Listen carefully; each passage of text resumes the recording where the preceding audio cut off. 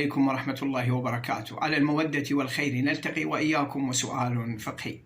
سؤالنا لهذا اليوم: ما حكم من أصبح يوم الشك ناويا للإفطار فتبين أنه من شهر رمضان؟ الجواب: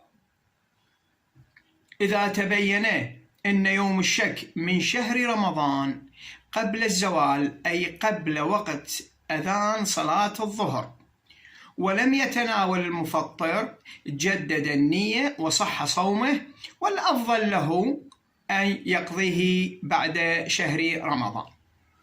أما إذا تبين أن يوم الشك من شهر رمضان بعد الزوال، أي بعد وقت أذان صلاة الظهر، ولم يتناول المفطر، فعليه الإمساك بقية النهار ويقضيه بعد شهر رمضان.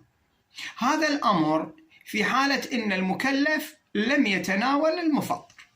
أما إذا تناول المفطر سواء كان قبل الزوال أو بعد الزوال، فاتضح بعد ذلك أن هذا اليوم هو من شهر رمضان، فيجب عليه الإمساك بقية النهار ويقضيه بعد شهر رمضان.